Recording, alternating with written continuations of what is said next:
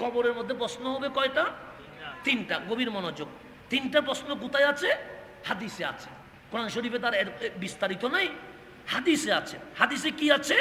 আমার কামলিওয়ালা রসুলে আরবি সাল্লাল্লাহু আলাইহি ওয়াসাল্লাম ইরশাদ করেন, রাবির নাম হযরতে বারা বিন আযিব রাদিয়াল্লাহু তাআলা আনহু, উনি বলছেন, হাদিসটা সুনানে আবি দাউদের মধ্যে আছে, হাদিসটা মুসনাদে আহমদ বিন হাম্বলের মধ্যে আছে, এরকম অসংখ্য হাদিসের মধ্যে আছে। হযরতে বারা বিন আযিব রাদিয়াল্লাহু তাআলা থেকে বর্ণিত, আমার রসুলে আরবি একজন আনসারী সাহাবীর জানাজা পড়াইলেন। কি পড়াইলেন?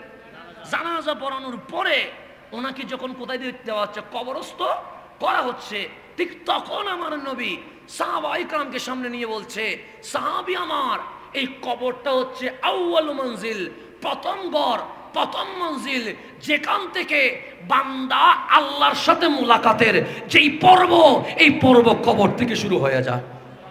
এই পর্ব কোত্থেকে শুরু হয়? তো ওই কবরে গেলে খালিতে ফিরে ছেড়ে দিবে না, সেখানে প্রশ্ন হবে কয়টা? তিনটা। এক নাম্বার, মান রব্বুকা, তোমার রব কে? দুই নাম্বার, ওয়ামা দীনুকা, তোমার দিন কি? তারপর আছে ওয়ামান নবিয়ুকা, তোমার নবী কে? অথবা মা হাজার রজুল আল্লাযী বুইসা ফীকুম, তোমাদের মাঝে যেই জাতকে পাঠানো হয়েছে ওনার ব্যাপারে তুমি কি জানো সেটা বলো। তাহলে প্রশ্ন হবে কয়টা?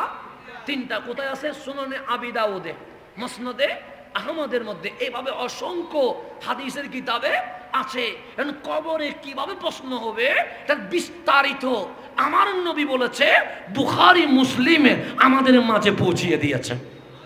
এখন আসেন কবরে কিভাবে প্রশ্ন হবে, গভীর মনোযোগ। তাহলে প্রশ্ন হবে কয়টা? তিনটা। দেখেন আমার মারামারি লাগাইন না, প্রশ্ন হবে কয়টা বললাম? তিনটা। কোথায় আছে? সুনানে আবি দাউদ, মুসনাদে আহমদ সহ অসংখ্য হাদিসের কিতাবে আছে। এখন বুখারী মুসলিম মুত্তাফাকুন আলাই, বুখারীতেও আছে, মুসলিমেও আছে। একবার নয়, তাকরার, কয়েকবার করে আছে। একটা কথা একবার বললে হয়ে যায়, যখন এটা বারবার বলবে তাহলে বুঝতে হবে নিশ্চয়ই এখানে গুরুত্বপূর্ণ কিছু আছে। কথা ঠিক কি না? নামাজ, আকিমুস সালাহ, একবার বললে হয়ে যায়, ফরজ। বলেছে কে? যেখানে আল্লাহ আদেশ দিয়েছে সেখানে সেকেন্ড বার বলার কোনো দরকার আছে? কিন্তু ওই সালাত শব্দটা নামাজের ব্যাপারে আল্লাহ কোরআনে ৮২ বার বর্ণনা করেছে। কেন? নামাজ কোনো মামুলি বিষয় নয়, এই নামাজ কালিমার পরে সর্বশ্রেষ্ঠ ইবাদত। সেই জন্য আল্লাহ কোরআনের ২-৩ পৃষ্ঠা উল্টাইলেই মালিক নামাজের কথা বলেছে। তার নামাজ দামি না অদামি? দামি বলে একবার বলে নাই, কবে বলছে? ৮২ বার বলছে। তাকরার, তাকরার মানে বিষয়টা গুরুত্বপূর্ণ। মৌত একবার বললে হয়, কিন্তু আল্লাহ বিভিন্ন জায়গায় মৌতের কথা বলেছে। কবর, হাসর, নসর একবার বললে হয় যে কিয়ামত হবে, কিন্তু আল্লাহ একবার বলে নাই।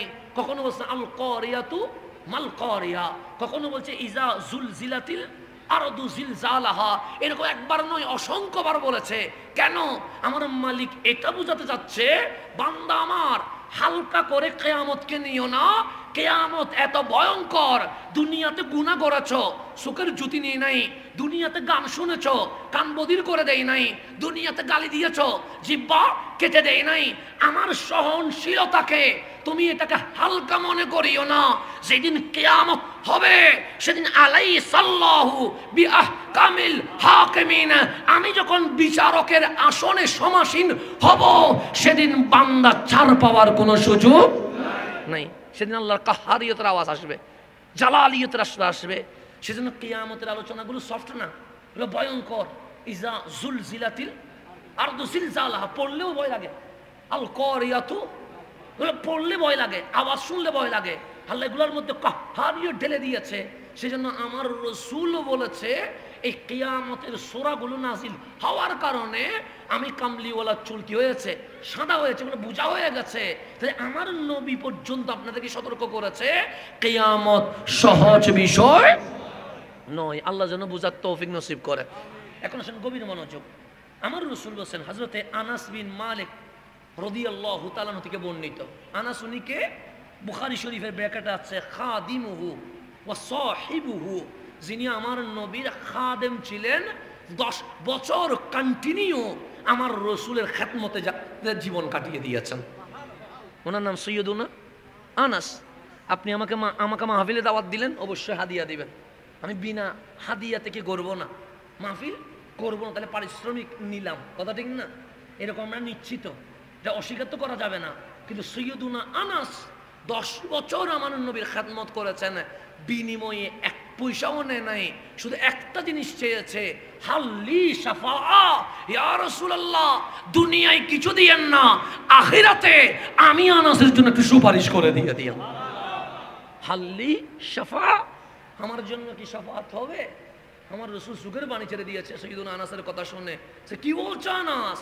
তোমার জন্য, শুধু তোমার না, লিকুল্লি উম্মাতিন, কিয়ামত পর্যন্ত আমার যত উম্মত আসবে, আশ-শাফাআ লি আহলিল কাবায়ের, যারা কবিরা গুনাহ করবে, যারা নিরাশ হয়ে যাবে, যারা মনে করবে আমার জন্য জাহান্নাম ওয়াজিব হয়ে গেছে, আমি মুস্তাফা তাদেরকে সুপারিশ করে জান্নাতে নিয়ে যাব। তাহলে আমার নবী কখনো কি আমাকে ছেড়ে দিবে? আপনাকে ছেড়ে দিবে? সেজন্য আমরা যারা আহলে সুন্নাত ওয়াল জামাত, তারা আমার নবীর কথা বেশি বলি। কেন? বিপদে যারে পাবো তার কথাই তো বলতে হবে। আমি কি কালকে আপনার কবরে কিছু করতে পারবো? তো আমার কথা বলে লাভ কি? কথা ঠিক না? কালকে যখন আপনার সূর্যের গরমে মগজ সিদ্ধ হবে, জমিন তার জমিন থাকবে না, তামা হয়ে যাবে, তামার গরমে যখন রক্ত পানি হয়ে যাবে, জিহ্বা যখন বের হয়ে যাবে, আপনি আমি যখন পানি পানি বলবো, সেদিন কি আমার আবুল হোসেন মাস্টার সাহেব 1 গ্লাস পানি নিয়ে দাঁড়াইতে পারবে? পারবে না। সেদিন যিনি কাউসারের পানি পান করাবে, উনি তো রহমতুল্লিল আলামিন। তাহলে রসুল কবরেও লাগবে, হাসরেও লাগবে, রসুল ছাড়া কোনো উপায় নাই। তো সেই জন্য আমরা যারা আহলে সুন্নাত ওয়াল জামাত, তার রসুলের কথা বেশি বলি। কেন? বিপদে যারে পাবো তার কথা না বলে দুনিয়ায় অন্য কারো কথা বলার দরকার নাই। কথা ঠিক আছে না? আমার নামে স্লোগান না দিলে কোনো সমস্যা নাই। সমস্যা আছে? সমস্যা নাই। তো আমি আসতেছি, তাকবীর না দিলে কি সমস্যা আছে? কোনো সমস্যা নাই। আপনি আমার গালি দিলে গুনাহ হবে, কিন্তু ঈমান তো যাবে না। কথা ঠিক না? কিন্তু আমার নবীর শানে বালি পরিমাণ বেয়াদবি হলে ঈমান যাইতে দেরি হবে না। সেজন্য আমরা নবীর কথা ব্যাপারে সতর্ক করি। এখন আসেন, সৈয়দুনা আনাস বলতেছেন, ক্বালা রাসূলুল্লাহ সাল্লাল্লাহু আলাইহি ওয়াসাল্লাম, কামলিওয়ালা রাসূল ইরশাদ করেছে। তো রাবিউ দামি, রাবি হচ্ছে সৈয়দুনা আনাস, যিনি 10 বছর নবীর খেদমত করেছে। আর যেই কিতাবে আসছে বুখারী শরীফ, মুসলিম শরীফ, কিতাবও দামি, সেই দামি কিতাবে দামি রাবি বর্ণনা করতেছে, রাসূল পাক ইরশাদ করছে, ইন্নাল আবদা ইজা উদিয়া ফি কবরিহি, আমার বিষয় কবর। আমার নবীও আলোচনা করতেছে কি নিয়ে? কবর নিয়ে। কবর নিয়ে মাহফিল করা এটা হাসান আজহারের বিষয় না, এটা সর্বপ্রথম আমার আল্লাহ আলোচনা করেছে, এরপর রহমতুল্লিল আলামিন আলোচনা করেছে। বিষয় দামি না অদামি? ইন্নাল আবদা মানে যে কোনো বান্দা, সেটা আপনিও হইতে পারেন, আমিও হইতে পারি। ইন্নাল আবদা যে কোনো বান্দা, ইজা উদিআ ফি কবরিহি, যখন ওই বান্দারে কবরস্থ করা হয়, প্রথমে বান্দা যখন মারা যায় তার গোসল দিতে হয়। কথা ঠিক না? যতই মুসলমানের মধ্যে দল হোক, গোসল সবখানে আছে না নাই? আচ্ছা, গোসলের পরে কাফন দিতে হয়, কাফনের পরে জানাজা আছে। কথা ঠিক কিনা? জানাজার সমস্ত কার্যক্রম যখন শেষ, তখন কি ওনাকে জমিনে ফেলে রাখে? সবাই নিয়ে কোথায় চলে যায়? কবরে। কবরে যখন যায় ওনাকে কি দিয়ে? কবর দেয়। সবাই যখন কবর দিয়ে দেয়, কবর দেওয়ার পরে জিয়ারত শেষ করে সবাই কি বসে থাকে? না, তারা কি করে? চলে যায়। তামান নবী বসে ফাতাওয়াল্লা আনহু আসহাবুহু, তার বাবা, তার চাচা, তার মামা, তার ফুফা, তার খালো, তার বন্ধু, সবাই মিলে তাকে যখন কবরস্থ করে, ফাতাওয়াল্লা, পিঠ দিয়ে চলে যায়। কি দিয়ে চলে যায়? আমরা কবর দেওয়ার পর কিভাবে যাই? এইভাবে যাই না? পিঠ কোন দিকে? কবরের দিকে। এটাকে বলে তাওয়াল্লা। ফাতাওয়াল্লা আনহু আসহাবুহু, যখন মাটি দিয়ে সবাই কি হয়ে যায়? চলে যায়। এখন চলে যাচ্ছে কি কবরের ভিতরে না উপরে? কবরস্থানের উপরে। এখন আপনি যে কবর দিলেন, সেখানে কোনো ছিদ্র আছে? জানালা আছে? দরজা আছে? উপর থেকে ভিতরে কোনো কিছু যাওয়ার সুযোগ আছে? আমার রাসূল বলছে, ইন্নাহু লা ইয়াসমাউ কারআ নিআলিহিম, যারে কবরস্থ করলেন তার কানের পাওয়ার এত বেড়ে যায়, সে কবরের ভেতর থেকে উপরে যে বাবা, চাচা, মামা, ফুফা, কালো বন্ধু চলে যাচ্ছে, তাদের জুতা যে টাক টাক আওয়াজ হচ্ছে, ওই জুতার আওয়াজ কবরের ভেতরের মুর্দা নিজের কানে শুনতে পাচ্ছে। এখন বলেন মরে গেছে না পাওয়ার বাড়ি গেছে?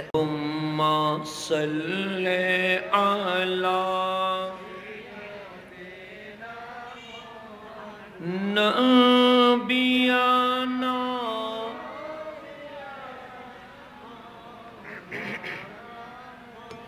হাসবি রব্বি জাল্লাল্লাহ মা ফি কলবি নূর মুহাম্মদ লা ইলাহা লা ইলাহা ইল্লাল্লাহ লা ইলাহা সুবহানাল্লাহ ওয়ালহামদুলিল্লাহ লা ইলাহা লা ইলাহা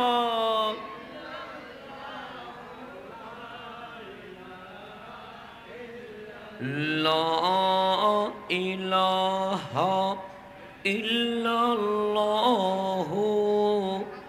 মুহাম্মাদুর রাসূলুল্লাহ সাল্লাল্লাহু আলাইহি ওয়া আলিহি ওয়াসাল্লাম। আনোয়ারার বটতলী নূরপাড়া যুব মিলাদ কমিটির ব্যবস্থাপনা, এলাকাবাসী এবং প্রবাসীদের যৌথ সহযোগিতা পবিত্র ঈদে মিলাদুন্নবী সাল্লাল্লাহু আলাইহি ওয়াসাল্লাম, সাথে সাথে ফাতিহায়ে ইয়াস দাহম এবং বটতলী নূরপাড়ার সকল মরহুম মরহুমাদের ইসালে সওয়াব উপলক্ষে আয়োজিত 10তম এই আজিমুশান নূরানি সুন্নি মিলাদ মেহফিলে মান্যবর উদ্বোধক বটতলী রুস্তমহাট কেন্দ্রীয় শাহী জামে মসজিদের সম্মানিত সভাপতি আলহাজ মুহাম্মদ হারুন ওর রশিদ সাহেব, আজকের মাহফিলের মান্যবর সভাপতি বিশিষ্ট সমাজ সেবক আলহাজ মুহাম্মদ আবুল কালাম সাহেব, আজকের মাহফিলের সম্মানিত প্রধান অতিথি বিশিষ্ট ব্যবসায়ী ইয়ার মুহাম্মদ সাহেব। এতক্ষণ ধরে যিনি তাকরীর পেশ করেছেন রুস্তমহাট কেন্দ্রীয় শাহী জামে মসজিদের সম্মানিত খতিব মুকাররম মৌলানা আবুল কাসেম বিন সৈয়দ ফারুকি সাহেব। উপস্থিত আছেন বটতলী ওয়াদ্দারপাড়া জামে মসজিদের সম্মানিত খতিব মুকাররম আলহাজ মৌলানা আব্দুল মোমেন আনোয়ারি মুদ্দাজিল্লুহুল আলী। আমার পরপর যিনি প্রধান ওয়াইজ এর তাকরীর পেশ করবেন, সুদূর ঢাকা থেকে আগত আপনাদের আমাদের সকলের প্রিয় মুজাহিদে মিল্লাত মুফতি মৌলানা মুহাম্মদ আলাউদ্দিন জিহাদি সাহেব সহ উপস্থিত সম্মানিত উলামায়ে কারাম, মেহমান বৃন্দ, বিশেষ করে জিনাদের জন্য এখানে এসেছি আল্লাহ প্রেমিক, নবী প্রেমিক, ওলি প্রেমিক সম্মানিত শ্রোতা মণ্ডলী, পর্দার অন্তরালে মা ও বোনেরা আমার সালাম গ্রহণ করবেন। আসসালামু আলাইকুম ওয়া রাহমাতুল্লাহি ওয়া বারাকাতুহু। আলহামদুলিল্লাহ, শীতের মৌসুম শুরু হয়েছে। আমাদের আনোয়ারাতে মানুষ আসে 10টার পরে। আমি খুশি হয়েছি, এখনো 10টা হইতে অনেক সময় বাকি আছে, কিন্তু আপনারা মাহফিলে চলে এসেছেন। আল্লাহ যেইভাবে আমাদেরকে সবার আগে মাহফিলে কবুল করেছেন, আল্লাহ যেন আমাদেরকে কামলিওয়ালা নবীর সাথে সবার আগে জান্নাতে কবুল করে নিয়ে নেন। এখন আসেন,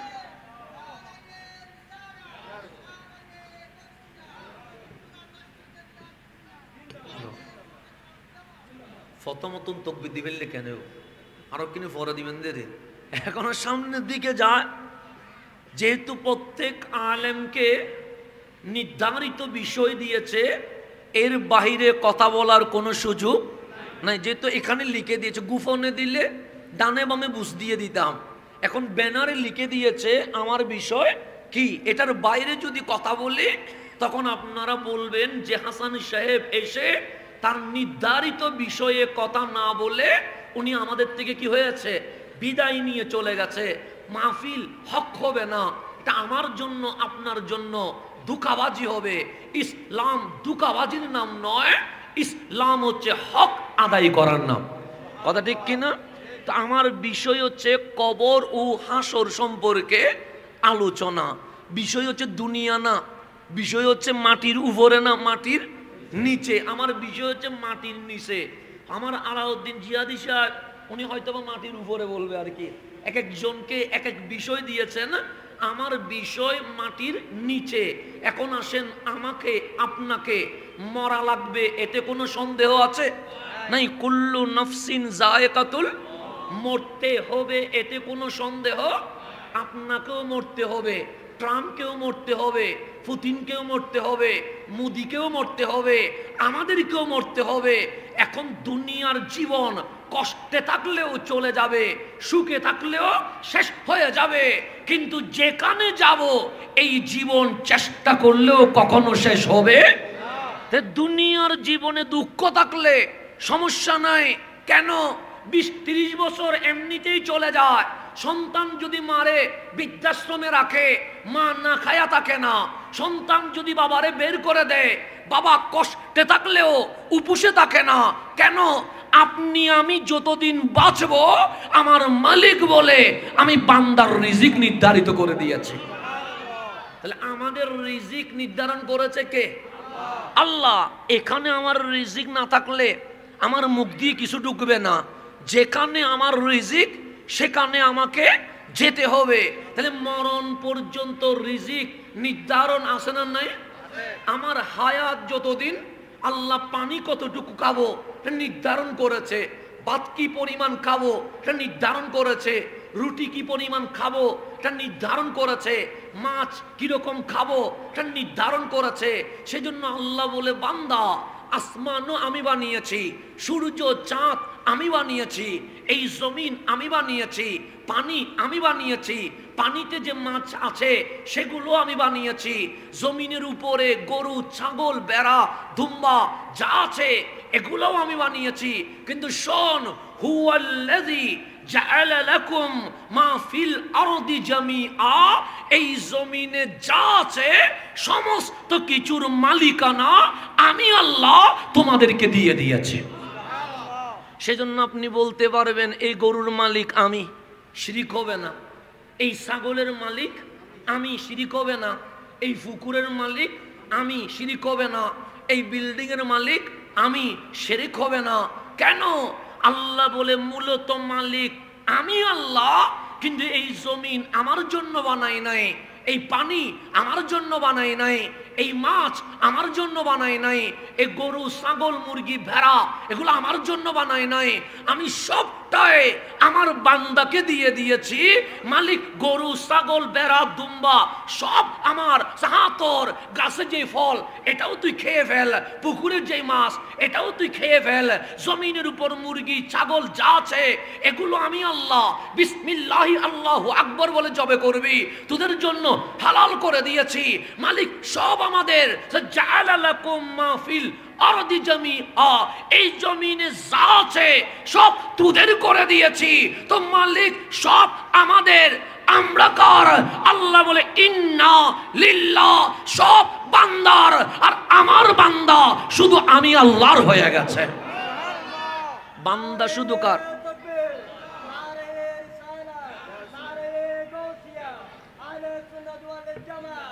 এখন আসেন,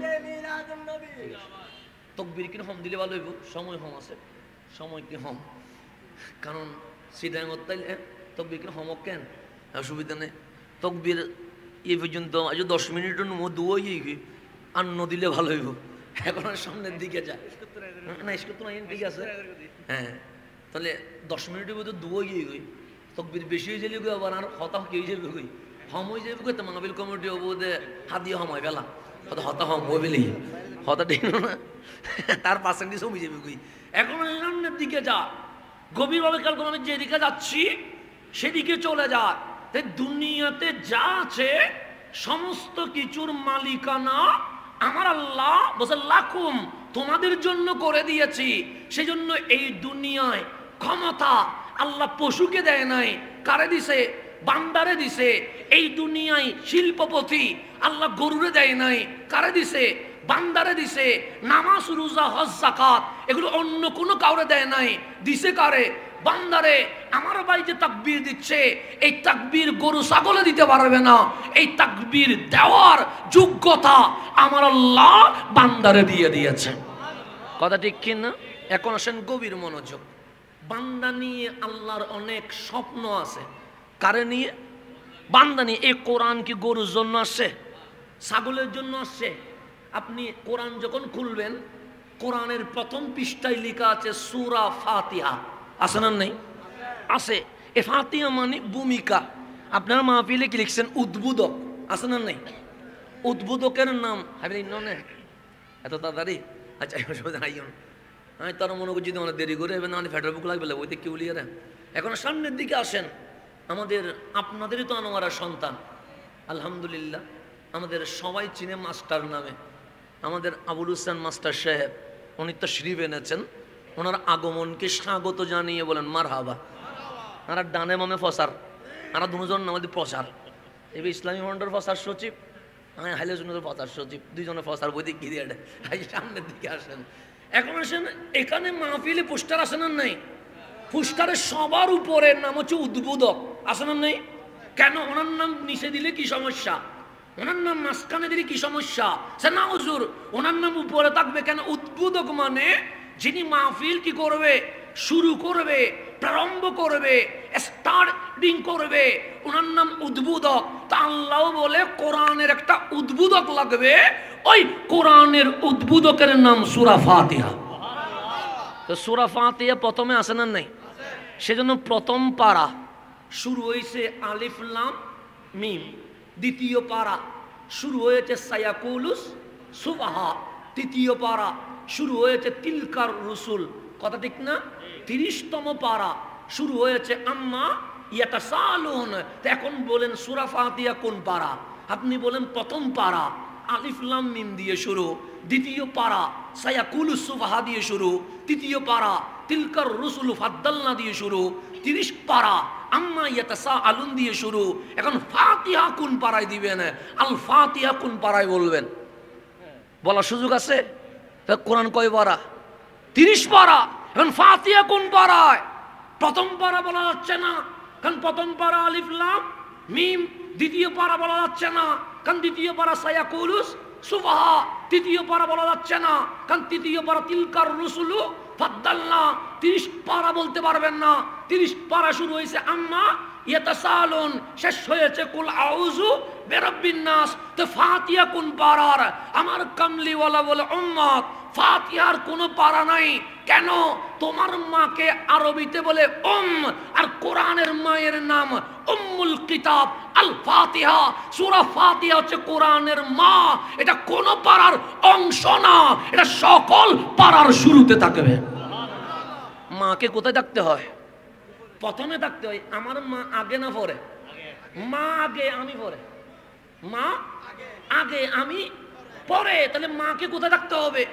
আগে। তো আলিফ লাম মিমের মা, সায়াকুলুস সুবহার মা, আম্মা ইয়াতাসালুনের মা, পুরা কোরআনের মা হচ্ছে সূরা ফাতিহা। সেজন্য ফাতিহা কোন পারার অংশ নয়। আমার আল্লাহ এমন ভাবে ফিট করছে, যেখানে পারা শুরু হবে এর আগে আমার মালিক ফাতিহাকে বসাই দিছে। ফাতিহা উল্টাইবেন, মূল আলোচনা শুরু। ফাতিহা উল্টাইলে মূল আলোচনা কি? মূল আলোচনার বিসমিল্লাহর আগে আলিফ লাম মিমের আগে লেখা আছে সূরাতুল বাকারা। আছে না নাই? বাকারা মানে কি? গাবি গাবি অনারা একটা গরু নাই, গরু মিদি আছে পুরুষ গরু, এই জানা কি হয় বিদেশ গরু হয়ে দেরি আর বলতে গায়ে গরু, গায়ে গরু আছে না নাই? এটা শুদ্ধ ভাষাত গাবি হত দেরি, এতে কিনা চিন্তা করে লাভ কেনা সিটিং জিন হইলেও এতে কিনা শুদ্ধ ভাষার দরকার নাই, ঠিক আছে না? তাহলে গাবিকে আরবিতে বলে বাকারা। গাবিকে আরবিতে কি বলে? এখন বলেন কোরআন কি গাবির জন্য আসছে না মানুষের জন্য আসছে? মানুষের জন্য কোরআন। এখন গাবির নাম আছে আল বাকারা, সেজন্য কোরআন শরীফ নিয়া গোয়াল করে ঢুকি যদি গাবিরে বলেন এই গাবি ধর তোর নাম কোরআনে আছে বাকারা, তুই কোরআন শরীফ পড়, গুরু হইতে পারবে? এই তুমি চাইবো দিন কেন নিহ না কথা ঠিক না? এই তুমি তো চাইবো আমরা তো কোরআন শরীফ দিয়ে হইবেন তোর নাম এটা কি আছে বাকারা আছে, তোমার নাম আছে গাবি, ধর পর। গাবি কি কোরআন পড়তে পারবে? যে নাক লাগায় দেখবে যে এটা কিনা খাদ্য না ঘাস না, এ মুখ কি করে ফেলবে, সরাইয়া ফেলবে। তা আল্লাহরে বলেন মালিক ফাতিহা মানে ভূমিকা বুঝে গেছি, মূল আলোচনা আলিফ লাম মিম, এর আগে তুমি দিলা বাকারা। কোরআন কি বাকারা গাভীর জন্য, গরুর জন্য, পশুর জন্য? আল্লাহ বলে হুদাল লিন্নাস, এটা মানুষের জন্য, গরুর জন্য না। তো মালিক আগে বাকারা বসাইলা কেন, গরু বসাইলা কেন? গরু তো কোরআন পড়বে না। আল্লাহ বলে আলিফ লাম মিমের আগে বাকারা বসাইছি এটা বোঝানোর জন্য সব মানুষ দেখতে মানুষ হইলেও ভেতরে অনেকে পশু হয়ে আছে। আছে না নাই? আচ্ছা আমরা উদ্ধি মানুষ ভিতরে গিয়ে গিয়ে সেজন্য নাম দিছে আল্লাহ বাকারা। সো ওই গাভীরে বুঝাই নাই তুমি উপরে মানুষ ভিতরে কালা নাম চতুষ্পদ জন্তুর চেয়ে খারাপ হয়ে গেছ, বালহুম আদাল, এর চেয়ে আরো কি হয়ে গেছ, খারাপ হয়ে গেছ। কেন? আল্লাহ ফেরেশতা বানাইলেন, ফেরেশতা বানায়া রু দিছে, নফস দেয় নাই। যার কাছে রু আছে সে কখনো গুনাহ করতে পারে না, এটা হচ্ছে ফেরেশতা। তো আল্লাহ চাচ্ছে প্রেম ভালোবাসা, একটু আমার সাথে সৃষ্টির কি হবে, প্রেম হবে, কথা হবে, আলোচনা হবে, তার দুঃখ শেয়ার করবে, আমি রহমান হয়ে তাদের উপর দয়া করব। এটা আল্লাহ চাওয়া। ফেরেশতা বানাইছে, রু দিছে, ওনাদের কাছে কোনো নফস তো নফস যেহেতু নাই, ওনারা কি করে? আল্লাহ বলতেছে মালিক নুসাব্বিহু বিহামদিকা ওয়া নুকাদ্দিসু লাকা।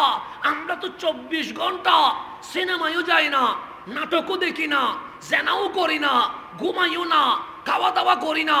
আমরা কি করি? নুসাব্বিহু বিহামদিকা ওয়া নুকাদ্দিসু লাক। আমরা 24 ঘন্টার প্রত্যেকটা সেকেন্ড তুমি মাওলার জিকিরে ব্যস্ত থাকে। তাহলে ফেরেশতার কোনো গুনাহ আছে? নাই। তো যার গুনাহ নাই তার কোনো অনুশোচনা নাই, যার অনুশোচনা নাই তার কোনো তওবা নাই, যার তওবা নাই আল্লাহ বলে তার সাথে কোনো প্রেম নাই, তার সাথে কোনো কি নাই। কারণ প্রেম মানে হানম ভরিব, এখানে আল্লাহ সম ভরিব, এটার নাম কি? প্রেম, ভালোবাসা। প্রেম মানে ওয়াইট করতে হবে, প্রেম মানে অনুশোচনা আসতে হবে, প্রেম মানে সুখের বাণী ছাড়তে হবে। আল্লাহ বলে আমার ফেরেশতা 24 ঘন্টা ইবাদত করে, গুনাহ নাই। তো গুনাহ যদি না থাকে তার কাছে অনুশোচনা আসবে না। অনুশোচনা যদি না আসে সে মসজিদের যায় নামাজে সুখের বাণী ছেড়ে দিয়ে বলবে না মালিক তুমি ছাড়া তো আমার কেউ নাই, আমি বড় গুনাহ করে ফেলেছি। ফেরেশতা বলবে না, তার তো গুনাহ নাই, তো আমি সাত্তার হব কেমনে যদি গুনাহ না করে? আমি মাফ করব কেমনে যদি গুনাহ না করে? তাহলে আমার গফুর নাম থাকবে না। আমি রহমান হব কেমনে যদি দয়া না করি? আল্লাহ চতুষ্পদ প্রাণী বানায়া নফস দিলেন, রু দেয় নাই। কি দিছেন? নফস, রু।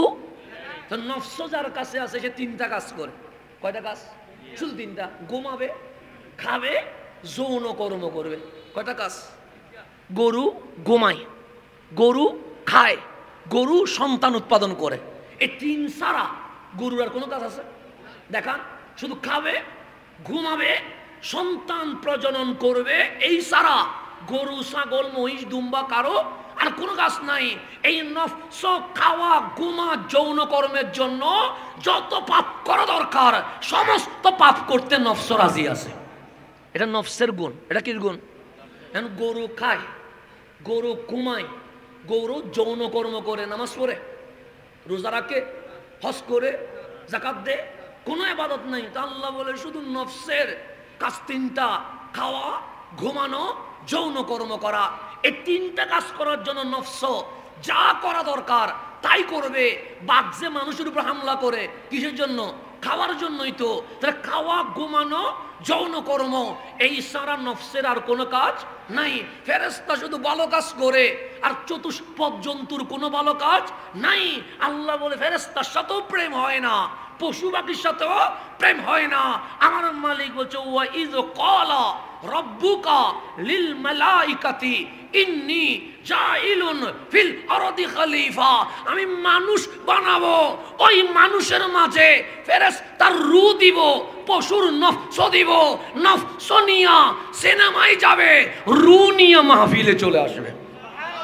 তাহলে আমাদের ভিতরে ডিভাইস কয়টা আছে? দুইটা, রূহ আছে, নফসও আছে। হয়তো মানে কঠিন যার কোনো মনে বেশি বুঝি পেলে হইতে, বেশি কঠিন হইলে আরো অল্প তুলে দিন, সহজ করে দিন মানের মতো ইনশা। তাহলে আমাদের ভিতরে রূহ আছে, নফসও আছে। নামাজ পড়ি কেন? রূহ আছে। কোরআন পড়ি কেন? রূহ আছে। দরুদ পড়ি কেন? রূহ আছে। মাহফিল আসি কেন? রূহ আছে। আবার মারামারিও করতেছি, হানাহানিও করতেছি, রক্তবাদও করতেছি, সাদাবাজিও করতেছি, মানুষের উপর জুলুমও করতেছি, মদ খাচ্ছি, জেনা করছি, এগুলা করছি কেন? আমাদের ভিতরে নফস আছে। তাহলে রূহ আছে, নফস আছে। আল্লাহ বলে ছাড়ি দিছি। এখন রূহ আছে বিদায় ভালো কাজ করি, নফস আছে বিদায় খারাপ কাজ করি। আমিও গুনাহ করছি, আমরাও গুনাহ করছি, কম বেশি হবে আর কি। কিন্তু গুনাহ সবাই কিছু না তো কিছু করছি। গুনাহ করি নাই এরকম কথা বলার কোনো সুযোগ আছে? অন্তত বান্দার সুযোগ নাই। আমরা নবী নয়, রসুল নয় যে মাসুম বলবো। আমরা সাহাবী নয়, আহলে বাইত নয়, আল্লাহর ওয়ালি নয় যে মাহফুজ বলবো। মাসুম বলারও সুযোগ নাই, মাহফুজ বলারও সুযোগ নাই। আমরা যেহেতু সাধারণ বান্দা, গুনাহও আছে, সওয়াবও আছে। কথা ঠিক না? আল্লাহর কিছু বান্দা আছে যাদেরকে আল্লাহ নিজে কি করে? সেভ করে। কোরআন বলছে মুখলাসিন, মুখলাস নামের উপরে জবত দিছে। মুখলাসিন মানে যাদের সেভ করে কে? আল্লাহ। এটাকে বলে মুখলাস। আর এটা হচ্ছে মুখলিস, যে চেষ্টা করে, ইবাদত করে, রিয়াজত করে আল্লাহর ওলিতে রূপান্তর হয়ে যায়। একটা হচ্ছে মুখলিস, আর একটা হচ্ছে মুখলাস। নামের উপর জবর দিলে জন্ম থেকে মৃত্যু পর্যন্ত তাকে আমার আল্লাহ গুনাহ করা থেকে হেফাজত করে ফেলবে।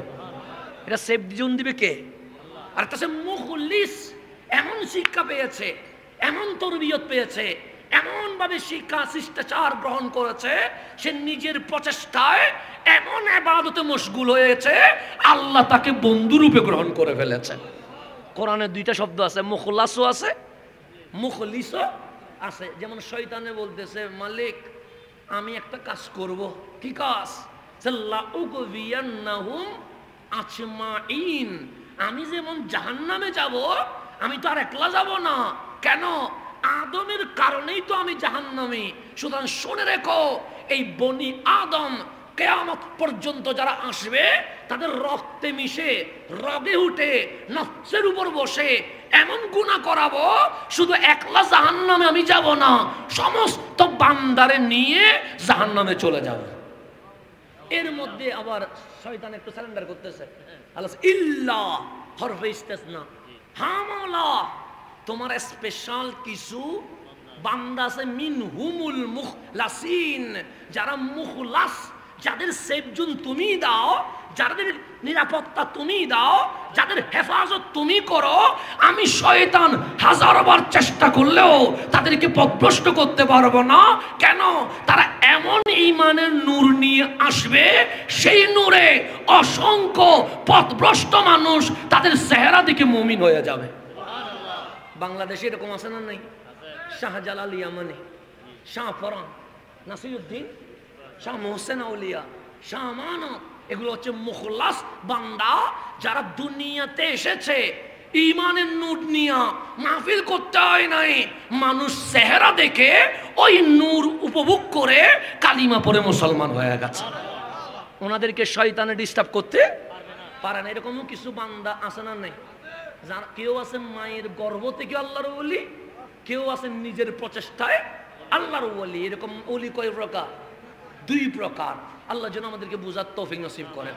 আমাদের ভেতরে নফসও আছে, আমাদের ভিতরে রু আছে। রু ভালো কথা বলে, নফস খারাপ কথা বলে। সেজন্য নফসের দুকাই পড়ে আমরা সিনেমা দেখি, নফসের দুকাই পড়ে আমরা নাটক দেখি, নফসের দুকাই পড়ে আমরা অশ্লীল ভিডিও দেখি। কিন্তু এরপরে মাঝে মাঝে আমাদের রু কি করে সিগন্যাল দেয়, এই চোখ সিনেমা দেখার জন্য না, এই চোখ তো কোরআন দেখার জন্য। এরকম মাঝে মাঝে সিগন্যাল আছে না নাই? আমি যখন জানালা দরজা বন্ধ করে দিয়ে গুনাহ করতেছি, তখন ভিতর থেকে যে আমি পাপ করছি কে যেন আমাকে বলে, এরকম আছে না নাই? ফাআলহামাহা ফুজুরাহা ওয়া তাকওয়াহা। আল্লাহ বলছে তুই যখন গুনাহ করিস আমি আল্লাহ ইলহাম দে কোনটা ভালো কোনটা খারাপ। মোল্লাকে বলতে হবে না, হাসানকে বলতে হবে না, আমি আল্লাহ এমন ইলহাম দিলে দে তোর কলব তোমাকে বলে দিবে এটা ভালো এটা খারাপ। আমরা যখন মত নিই, মত কি ভালো না খারাপ? খারাপ। এটার জন্য কি আমাকে মাহফিল করতে হবে? নামাজ পড়া ভালো, এটার জন্য কি আমাকে মাহফিল করতে হবে? কেন? ফাআলহামাহা, আমার কাছে কি আসতেছে? ইলহাম আসতেছে। আপনার কাছে ইলহাম আসতেছে। কি ইলহাম? খোদাই ইলহাম যে নামাজ ভালো মাদক খারাপ। এরপরেও জানার পরেও আমরা পাপ করি, অপরাধ করি। কথা ঠিক না? জেনেই তো করি। সিনেমা দেখা খারাপ এটা জানে না কি? বাচ্চাও তো জানে, জানে না? জানে। অশ্লীল ভিডিও দেখা খারাপ এটা কি মাহফিলে সবাই জানে না? জানে। মানুষকে মারা জুলুম করা হারাম এটা কি সবাই জানে না? জানে। ইয়াবা নেওয়া হারাম এটা সবাই জানে না? জানে। মিথ্যা বলা কবিরা গুনাহ এটা সবাই জানে না? জানে। জানার পরেও আমরা গুনাহ করি। গুনাহ করার পর মাঝে মাঝে অনুশোচনা জাগে কি জাগে না? জাগে। এই কাজটা করা উচিত হয় নাই, আমি কেন করলাম? এই যে অনুশোচনা জেগে উঠছে, তার মানে আপনি আল্লাহর প্রিয় হতে চলেছেন। আপনার চোখ বলছে আমি তো এটার জন্য না, কান বলছে আমি তো গান শোনার জন্য না, জিহ্বা বলছে আমি তো গালি দেওয়ার জন্য না, হাত বলছে আমি তো মারার জন্য না, পা বলছে আমি তো সিনেমায় যাওয়ার জন্য না। আমাকে তো আমার মালিক বানিয়েছে আমার নবীকে অনুসরণ করার জন্য। এরকম মাঝে মাঝে অনুশোচনা জাগে কি জাগে না? ওই জাগা অনুশোচনা নিয়ে যখন জায়নামাজে বসে গেছেন, চোখ যখন বন্ধ করে দিয়েছেন, আজকে দোকানের জন্য কাঁদছেন না, আজকে পরিবারের জন্য কাঁদছেন না, আজকে চাকরি ব্যবসার জন্য কাঁদছেন না, চোখ পানি ছেড়ে দিয়েছে মালিকের মহব্বতে। মালিক এই চোখ কত গুনাহ করেছে, এই চেহারা কত গুনাহ করেছে, এই হাত কত গুনাহ করেছে, এই পা কত গুনাহ করেছে। মালিক শুনেছি তুমি নাকি সাত্তার, আমার গুনাহটা একটু গোপন করে দাও। শুনেছি তুমি নাকি গফুর, আমার গুনাহটা মাফ করে দাও। শুনেছি তুমি রহমান, আমার উপর দয়া করো। আল্লাহ বলে বান্দা যখন এইরকম করে ডাকতে শুরু করে, গুনাহগার বান্দার গুনাহ মাফ করে দিয়ে আমি মাওলা তাকে বন্ধু রূপে গ্রহণ করে ফেলি। আল্লাহ বান্দা বানাইছে কি করার জন্য? সম্পর্ক করার জন্য, প্রেম করার জন্য। সেজন্য বান্দার জন্য কোরআন, সেজন্য বান্দার জন্য রসুল, সেজন্য বান্দার জন্য মসজিদ, বান্দার জন্য আজান, বান্দার জন্য একামত, বান্দার জন্য মাহফিল, বান্দার জন্যই সমস্ত শরীয়ত, তরিকত, হাকিকত, মারফত সমস্ত কিছু আল্লাহ বান্দাকে দিয়ে দিয়েছে। মিশে গেছে। কারণ পানির মাটির কাজ খেয়ে ফেলা, গ্রাস করে ফেলা, যা দিবেন সমস্ত কিছু মাটি বানায়া ফেলা। এখন আমাকে আপনাকে যারা দিন মানে না, ইসলাম মানে না, তারা বলবে মরলে মাটি তোমারে খেয়ে ফেলবে, তুমি পৌঁছে যাবা, মাটির সাথে মিশে যাবা, তোমাকে কেউ কখনো খুঁজে পাবে না। সুতরাং দুনিয়ায় ডুবুর্তি জানা করো, পাপ করো, মদ খাও, মারামারি করো, রক্তপাত করো, সমস্যা নাই। কেন? তুমি মরলেই তো মাটির সাথে মিশে যাবা, তোমারে খুঁজি পাবে কে? এইরকম অনেক যুক্তি দিয়ে আমাদেরকে বোঝায় কি বোঝায় না? বুঝাই। শুধু তাই বুঝাই কেন? আপনি তো দূরের কথা, আমি তো দূরের কথা, অনেকের জবান দিয়ে তো এটাও বাইর হয় আমার নবী নাকি মরে মাটির সাথে মুছি গেছে। এরকম অনেক বক্তব্য আমাদের জবান দিয়ে বের হয় কি বের হয় না? আমরা নবী নিয়ে লেগে গেছে। তো এখন আসেন গভীর মনোযোগ, কবরে গেলে কি আমি ফসি যাব? কবরে গেলে কি আমি মাটির সাথে মিশে যাব? কবরে গেলে কি আমি শেষ হয়ে যাব? আল্লাহ বলে, বান্দা তোকে বিদেবে দিন। নাস্তিক এসে বলবে মরে গেলে মাটির সাথে মিশে যাবে, মরে গেলে পৌঁছে যাবে, তোকে কেউ খুঁজে পাবে না, সেজন্য তুই পাপ করতে থাক, ঝামেলা নাই। এই মরণের কথা ভুলে গেছি বলেই তো আজকে আমরা দিনের বেলায় মানুষ খুন করতে শুরু করে দিয়েছে। আমরা তখন মানুষ মারতে আর ঝামেলা লাগে না, তো এখন আর গোপন জায়গা লাগে না, এখন তো ওপেনে মানুষ কি করে মারছে। এরকম হচ্ছে কি হচ্ছে না? হচ্ছে। আজকে পাপ করতে আমরা কি করছি না, 2টা মিনিট চিন্তা করছি না। কেন? মরণের ডর, মরণের ভয় আমরা ভুলে গেছি। আমরা যে আল্লাহর সামনে দাঁড়াবো, রসুলের সামনে দাঁড়াবো, এই কথা মুসলমান আজকে ভুলে গেছে। মনে আছে নাই? আজকে কি জুলুম শুরু হয়েছে। এই গতকাল বোয়ালখালীর আহলে সুন্নাত ওয়াল জামাতের অন্যতম আলেম মাওলানা জিলানী সাহেব, ওনাকে অস্ত্র দেখিয়ে কি করেছে? গ্রেফতার করেছে। জুলুম কোন পর্যায়ে গেছে দেখেন। যেই মানুষটা জীবনে কখনো চোখ লাল করে কথা বলতে পারে নাই, যেই মানুষটা কখনো কারোর সাথে খারাপ আচরণ করে নাই, যিনি সারা জিন্দেগি ইসলামী ফ্রন্টের খেদমত করেছে, তার মতো সহজ সরল মানুষকে গ্রেফতার করে জাতির সামনে দেখাচ্ছে যে সন্ত্রাস কি করা হয়েছে, গ্রেফতার করা হয়েছে। আরে যে দেশে আলেমের উপর জুলুম হয় সেই দেশে কখনো শান্তি হতে পারে না, সেখানে গজব নেমে আসবে। সেখানে কি নেমে আসবে? গজব নেমে আসবে। আজকে বই চলে গেছে। একটা আলেমকে ধরে তুমি যে প্রতারণা করছো, তা আলেমকে ধরে তুমি যে বেজ্জুত করছো, তা আলেমকে ধরে জনগণের সামনে তুমি যে হাস্যকর পরিস্থিতি নিয়ে আসলা, এটার জন্য তোমাকে আজকে জিলানী সাহেবকে বাংলাদেশের কাঠগড়ায় দাঁড়াতে হলেও, এটা মিথ্যা সবাই জেনে গেছে, তোমাকে তো আল্লাহর কাঠগড়ায় দাঁড়াতে হবে। সেদিন তুমি কি জবাব দিবা? কথা ঠিক না? তাহলে মরণের ভয় এখন আর আছে নাই। আমরা মুসলমানের নাই, বেদরমি তো থাকবেই না। আমরা মুসলমান বলে গেছি। আজকে সামান্য বিষয়ে আমরা মানুষ খুন করি, সামান্য বিষয়ে আমরা মারামারিতে লিপ্ত হই, সামান্য বিষয়ে। আর আপনাকে আর বেশি দূরে যেতে হবে কেন? বাবার হাতে ছেলে খুন হচ্ছে চট্টগ্রামে, মায়ের হাতে ছেলে খুন হচ্ছে চট্টগ্রামে, ছেলের হাতে বাবা খুন হচ্ছে চট্টগ্রামে। বাইরে যাওয়ার দরকার নাই। তো যেখানে ছেলের হাতে বাবা নিরাপদ না, বাবার হাতে ছেলে নিরাপদ না, সন্তানের হাতে মা বাবা সেফ না, মা বাবার হাতে সন্তান নিরাপদ না, সেখানে আমরা কখনো নিরাপদ হইতে পারি? আজকে নিরাপত্তা উঠে গেছে। কেন? ওই ভয় চলে গেছে। কিসের ভয়? মরণের ভয়। এখন আমরা যে মরে যাব, যুক্তি তো দিয়েছে পৌঁছে যাওয়া, মাটির সাথে মিশে যাওয়া। এরকম অসংখ্য মুসলমানের স্কুল, কলেজ, ইউনিভার্সিটির ছেলেরা, শিক্ষার্থীরা, ছেলেমেয়েরা এই যুক্তিগুলো শুনে ইসলাম ছেড়ে সেকুলার নাস্তিকে রূপান্তরিত হয়ে যাচ্ছে। এই আপনি দেখবেন আনোয়ারাতেও আছে, ধর্ম মানে না, ছেলে মুসলমান, ছেলে কি মুসলমান, মা বাপ মুসলমান, শুধু জুমার নামাজ পড়তে আসে। কেন? মানুষকে দেখানোর জন্য যে আমি মুসলিম। ভিতরে সে দিনই মানে না, ইসলামই মানে না। কারণ সে তো 5 ওয়াক্ত নামাজ না পড়লে মা বাবা কিছু বলে না। তো সমস্যা কি?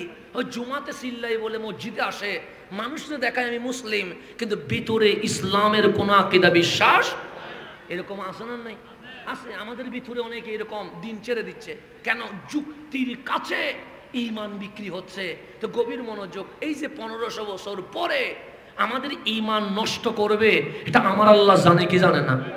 আমার আল্লাহ বলছে, বান্দা তোরে যুক্তি দিবে যে মানুষ মরে গেলে কি দে সমস্যাই না, সাইজ না লাগাই ওই কি লাগাই দিলে বুঝে লাইক দোকান নাই তোমাদের ডিস্টার্ব করে কেন? তোমার লাইট দিতে ওই অনুদস্য না, এদিকে লাইট দিয়ে দোকান কিন্তু দোকান নাই। মা আনা দেখা যান না, জান না দেখা পিছনে লাইট দোকান আছে না, দোকান নাই। ওই লাইট দিয়ে জামিল বাজারি ফেললে দেখানো যাবে, লাইট 2-3টা দিন অসুবিধা নেই। কি একটা অবস্থা লাগে, হাসো তো আচ্ছা হাসেন সামনের দিকে যা। গভীর খেয়াল করুন, আমি যেখানে যাচ্ছি সেখানে চলে যায়। তাহলে যুক্তি দিয়ে অনেকে ইসলাম থেকে কি হয়ে যাচ্ছে, সরে যাচ্ছে। এখন আল্লাহ জানে আমাদেরকে ডিস্টার্ব করবে, তো আল্লাহ আসমান বানাইছে, আসমানের কোনো মা বাবা নাই। আল্লাহ সূর্য বানাইছে, সূর্যের কোনো মা বাবা নাই। আল্লাহ চাঁদ, গ্রহ, উপগ্রহ বানিয়েছে, এগুলার কোনো মা বাবা নাই। আল্লাহ আসমান, জমিন বানিয়েছে, এগুলার কোনো মা বাবা নাই। তো আমার আল্লাহ বলছে, আমি ইন্নাল্লাহ আলা কুল্লি শাইইন কাদির। আমি যেমন আসমান, জমিন, সূর্য, চাঁদ, গ্রহ, উপগ্রহ মা বাবা সারা বানাইতে পারে, ঠিক তেমনি আমার বান্দাও মা বাবা সারা বানাইতে পারে। পারে কি পারে না? আল্লাহ যদি আমাদেরকে মা বাপ সারা বানাইতো আরো ভালো হইতো। তো কেন মার কষ্ট হয়েছে না?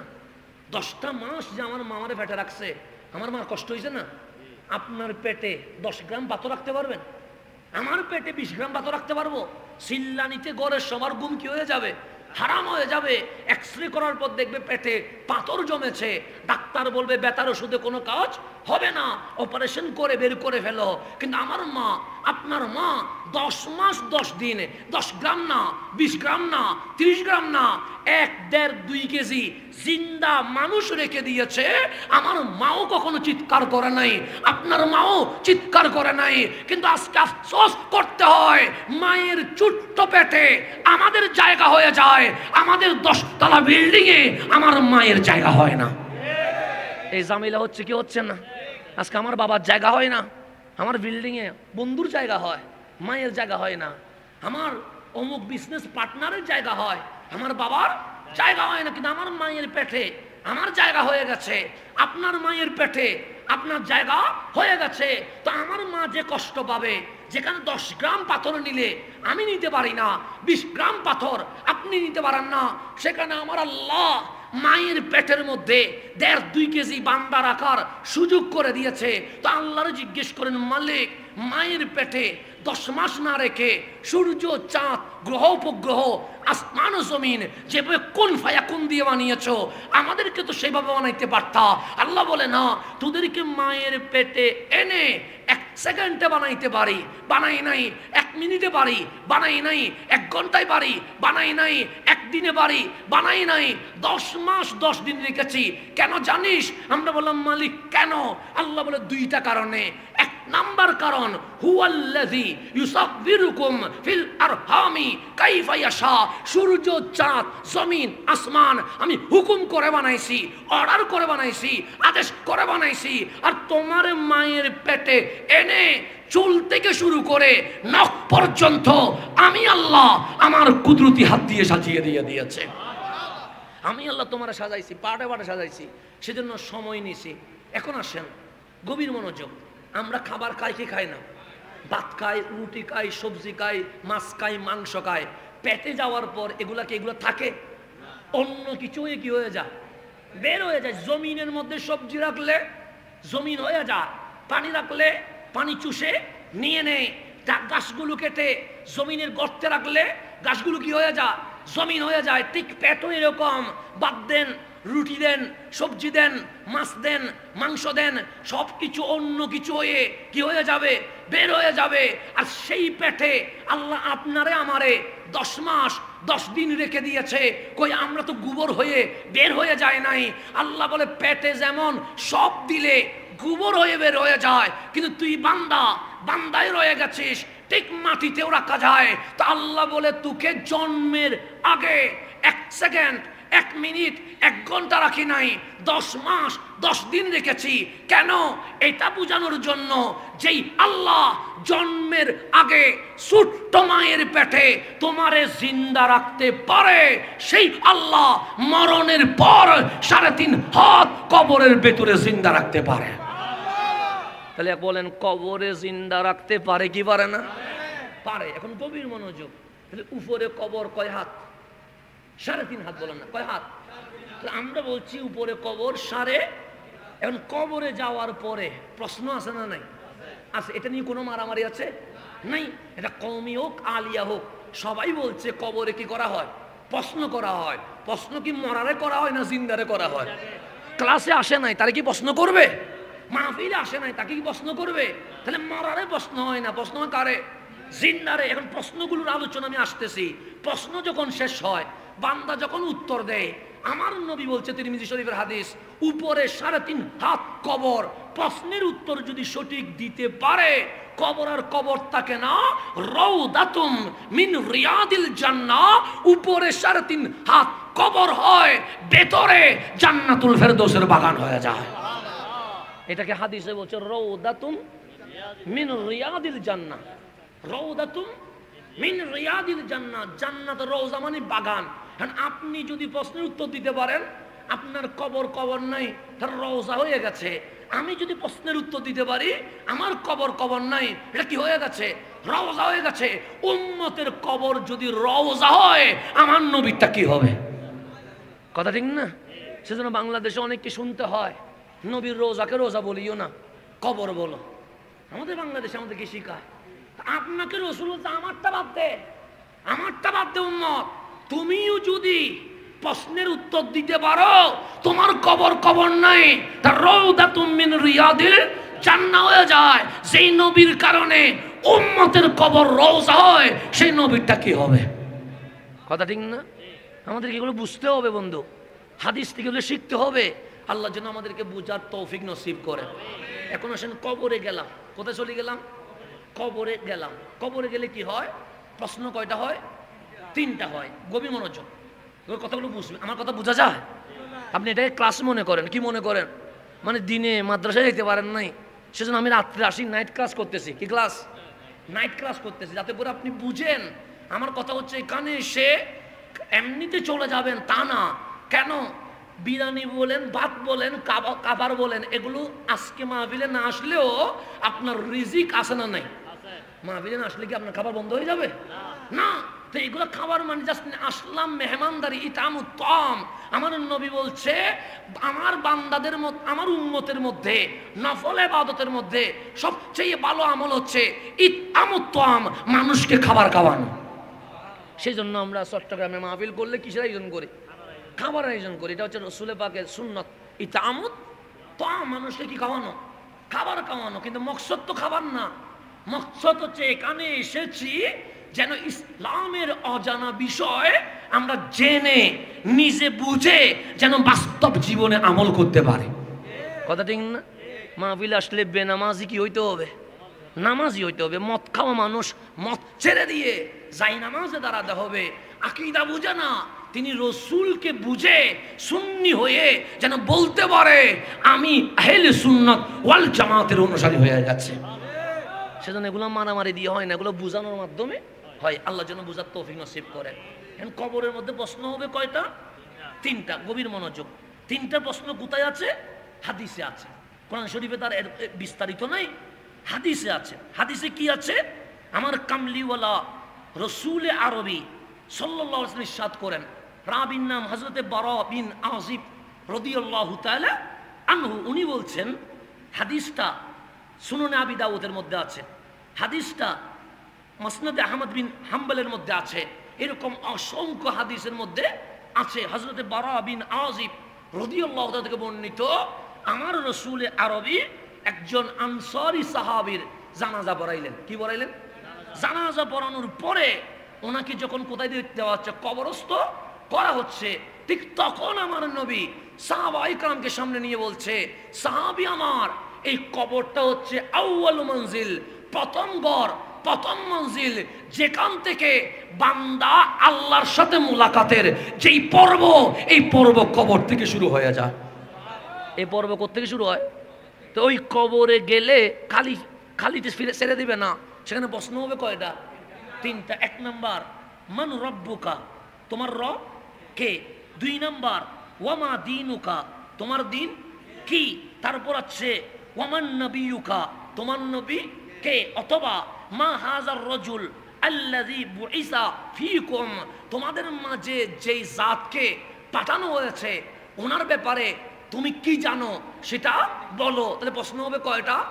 3টা। কোথায় আছে? সুনানে আবি দাউদে, মুসনাদে আহমদের মধ্যে, এইভাবে অসংখ্য হাদিসের কিতাবে আছে। এখন কবরে কিভাবে প্রশ্ন হবে তার বিস্তারিত আমার নবী বলেছে, বুখারী মুসলিমে আমাদের মাঝে পৌঁছিয়ে দিয়েছে।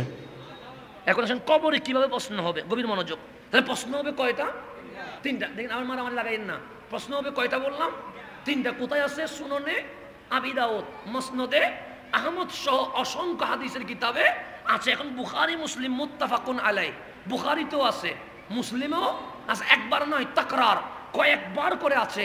একটা কথা একবার বললে হয়ে যায়, যখন এটা বারবার বলবে তাহলে বুঝতে হবে নিশ্চয়ই এখানে গুরুত্বপূর্ণ কিছু আছে। কথা ঠিক কি না? নামাজ আকিমুস সালাহ একবার বললে হয়ে যায় ফরজ, বলেছে কে? যেখানে আল্লাহ আদেশ দিয়েছে সেখানে সেকেন্ড বার বলার কোনো দরকার আছে? কিন্তু ওই সালাত শব্দটা নামাজের ব্যাপারে আল্লাহ কোরআনে ৮২ বার বর্ণনা করেছে। কেন? নামাজ কোনো মামুলি বিষয় নয়, এই নামাজ কালিমার পরে সর্বশ্রেষ্ঠ ইবাদত। সেই জন্য আল্লাহ কোরআনের ২-৩ পৃষ্ঠা উল্টাইলেই মালিক নামাজের কথা বলেছে। তো নামাজ দামি না অদামি? দামি বলে একবার বলে নাই, কবে বলছে? ৮২ বার বলছে। তাকরার, তাকরার মানে বিষয়টা গুরুত্বপূর্ণ। মৌত একবার বললে হয়, কিন্তু আল্লাহ বিভিন্ন জায়গায় মৌতের কথা বলেছে। কবর, হাসর, নসর একবার বললে হয় যে কিয়ামত হবে, কিন্তু আল্লাহ একবার বলে নাই।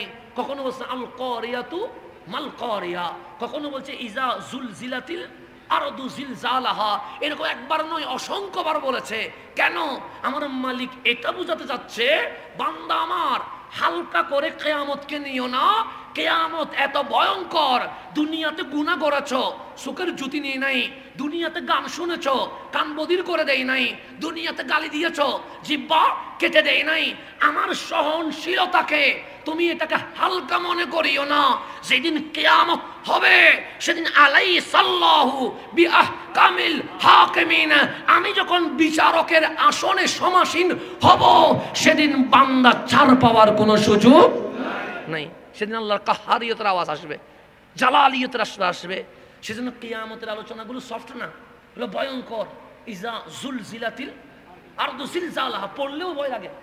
আল কারিয়াতু পড়লে ভয় লাগে, আওয়াজ শুনলে ভয় লাগে। আল্লাহ এগুলোর মধ্যে কাহারিয়ত ঢেলে দিয়েছে। সেজন্য আমার রাসূলও বলেছে, এই কিয়ামতের সূরাগুলো নাজিল হওয়ার কারণে আমি কামলিওয়ালা চুল কি হয়েছে, সাদা হয়েছে, এগুলো বোঝা হয়ে গেছে। তাই আমার নবী পর্যন্ত আপনাদেরকে সতর্ক করেছে, কিয়ামত সহজ বিষয় নয়। আল্লাহ যেন বুঝার তৌফিক নসিব করে। এখন আসেন গভীর মনোযোগ। আমার রাসূল বলেন, হযরতে আনাস বিন মালিক রাদিয়াল্লাহু তাআলা থেকে বর্ণিত। আনাস উনিকে বুখারী শরীফের ব্র্যাকেটে আছে খাদিমুহু ওয়া সাহিবুহু, যিনি আমার নবীর খাদেম ছিলেন। 10 বছর কন্টিনিউ আমার রাসূলের খেদমতে জীবন কাটিয়ে দিয়েছেন। ওনার নাম সৈয়দুনা আনাস। আপনি আমাকে মাহফিলে দাওয়াত দিলেন, অবশ্যই হাদিয়া দিবেন। আমি বিনা হাদিয়া থেকে করবো না, মাহফিল করবো না, তাহলে পারিশ্রমিক নিলাম, কথা ঠিক না? এরকম আমরা নিশ্চিত, এটা অস্বীকার তো করা যাবে না। কিন্তু সৈয়দুনা আনাস 10 বছর আমার নবীর খেদমত করেছেন, বিনিময়ে 1 পয়সাও নেয় নাই। শুধু একটা জিনিস চেয়েছে, হাল্লি শাফাআ ইয়া রাসূলুল্লাহ, দুনিয়ায় কিছু দিয়েন না, আখিরাতে আমি আনাসের জন্য একটু সুপারিশ করে দিয়ে দিয়েন। হাল্লি শাফাআ, আমার জন্য কি শাফাআত হবে? আমার রাসূল সুখের বাণী ছেড়ে দিয়েছে সৈয়দুনা আনাসের কথা শুনে। সে কি বলছে আনাস? তোমার জন্য, শুধু তোমার না, লিকুল্লি উম্মাতিন, কিয়ামত পর্যন্ত আমার যত উম্মত আসবে, আশ-শাফাআ লি আহলিল কাবায়ের, যারা কবিরা গুনাহ করবে, যারা নিরাশ হয়ে যাবে, যারা মনে করবে আমার জন্য জাহান্নাম ওয়াজিব হয়ে গেছে, আমি মুস্তাফা তাদেরকে সুপারিশ করে জান্নাতে নিয়ে যাব। তাহলে আমার নবী কখনো কি আমাকে ছেড়ে দিবে? আপনাকে ছেড়ে দিবে? সেজন্য আমরা যারা আহলে সুন্নাত ওয়াল জামাত, তারা আমার নবীর কথা বেশি বলি। কেন? বিপদে যারে পাবো তার কথাই তো বলতে হবে। আমি কি কালকে আপনার কবরে কিছু করতে পারবো? তো আমার কথা বলে লাভ কি? কথা ঠিক না? কালকে যখন আপনার সূর্যের গরমে মগজ সিদ্ধ হবে, জমিন তার জমিন থাকবে না, তামা হয়ে যাবে। তামার গরমে যখন রক্ত পানি হয়ে যাবে, জিহ্বা যখন বের হয়ে যাবে, আপনি আমি যখন পানি পানি বলবো, সেদিন কি আমার আবুল হোসেন মাস্টার সাহেব 1 গ্লাস পানি নিয়ে দাঁড়াইতে পারবে? পারবে না।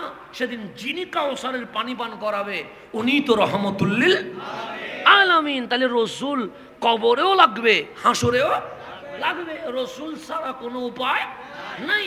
তো সেই জন্য আমরা যারা আহলে সুন্নাত ওয়াল জামাত, তার রাসূলের কথা বেশি বলি। কেন? বিপদে যারে পাবো তার কথা না বলে দুনিয়ায় অন্য কারো কথা বলার দরকার নাই। কথা ঠিক আছে না? আমার নামে স্লোগান না দিলে কোনো সমস্যা নাই। সমস্যা আছে? সমস্যা নাই। তো আমি আসতেছি, তাকবীর না দিলে কি সমস্যা আছে? কোনো সমস্যা নাই। আপনি আমার গালি দিলে গুনাহ হবে, কিন্তু ঈমান তো যাবে না। কথা ঠিক না? কিন্তু আমার নবীর শানে বালি পরিমাণ বেয়াদবি হলে ঈমান যাইতে দেরি হবে না। সেজন্য আমরা নবীর ব্যাপারে সতর্ক করি। এখন আসেন, সাইয়্যিদুনা আনাস বলতেছেন ক্বালা রাসূলুল্লাহ সাল্লাল্লাহু আলাইহি ওয়াসাল্লাম, কামলিওয়ালা রাসূল ইরশাদ করেছে। তো রাবিও দামি, রাবি হচ্ছে সাইয়্যিদুনা আনাস, যিনি 10 বছর নবীর খেদমত করেছে। আর যেই কিতাবে আসছে বুখারী শরীফ, মুসলিম শরীফ, কিতাবও দামি। সেই দামি কিতাবে দামি রাবি বর্ণনা করতেছে রাসূল পাক ইরশাদ করছে ইন্নাল আবদা ইজা উদিয়া ফি কবরিহি, আমার বিষয় কবর। আমার নবীও আলোচনা করতেছে কি নিয়ে? কবর নিয়ে। কবর নিয়ে মাহফিল করা এটা হাসান আজহারের বিষয় না, এটা সর্বপ্রথম আমার আল্লাহ আলোচনা করেছে, এরপর রহমতুল্লিল আলামিন আলোচনা করেছে। বিষয় দামি না অদামি? ইন্নাল আবদা মানে যে কোনো বান্দা, সেটা আপনিও হইতে পারেন, আমিও হইতে পারি। ইন্নাল আবদা যে কোনো বান্দা, ইজা উদিয়া ফি কবরিহি, যখন ওই বান্দারে কবরস্থ করা হয়। প্রথমে বান্দা যখন মারা যায় তার গোসল দিতে হয়, কথা ঠিক না? যতই মুসলমানের মধ্যে দল হোক, গোসল সবখানে আছে না? নাই, আছে। গোসলের পরে কাফন দিতে হয়, কাফনের পরে জানাজা আছে, কথা ঠিক কিনা? জানাজার সমস্ত কার্যক্রম যখন শেষ, তখন কি ওনাকে জমিনে ফেলে রাখে? সবাই নিয়ে কোথায় চলে যায়? কবরে। কবরে যখন যায় ওনাকে কি দিয়ে? কবর দেয়। সবাই যখন কবর দিয়ে দেয়, কবর দেওয়ার পরে জিয়ারত শেষ করে সবাই কি বসে থাকে? না, তারা কি করে? চলে যায়। তো আমার নবী বলছে ফাতাওয়াল্লা আনহু আসহাবুহু, তার বাবা, তার চাচা, তার মামা, তার ফুফা, তার খালো, তার বন্ধু, সবাই মিলে তাকে যখন কবরস্থ করে ফাতাওয়াল্লা, পিঠ দিয়ে চলে যায়। কি দিয়ে চলে যায়? আমরা কবর দেওয়ার পর কিভাবে যাই? এভাবে যায় না, পিঠ কোন দিকে? কবরের দিকে। এটাকে বলে তাওয়াল্লা। ফাতাওয়াল্লা আনহু আসহাবুহু, যখন মাটি দিয়ে সবাই কি হয়ে যায়? চলে যায়। এখন চলে যাচ্ছে কি কবরের ভিতরে না উপরে? কবরস্থানের উপরে। এখন আপনি যে কবর দিলেন সেখানে কোনো ছিদ্র আছে? জানালা আছে? দরজা আছে? উপর থেকে ভিতরে কোনো কিছু যাওয়ার সুযোগ আছে?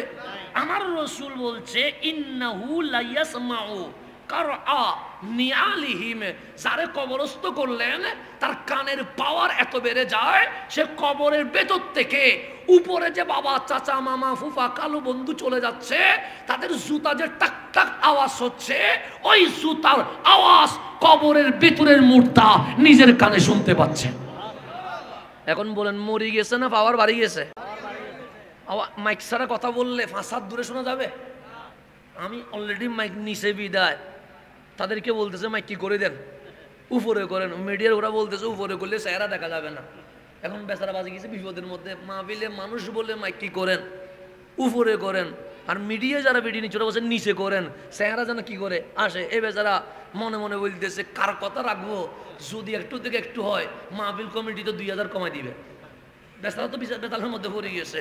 তো আমি যখন ইশারা দিলাম সে বসে গেছে, ঠিক আছে, কিন্তু এরপরেও মনের ভিতরে কি আছে, ধর আছে যে কোনো আবার কমাই দিচ্ছে কিনা। তো বেচারা বলছে আমি বিপদে না পড়ে গেলাম, মাইক আনি।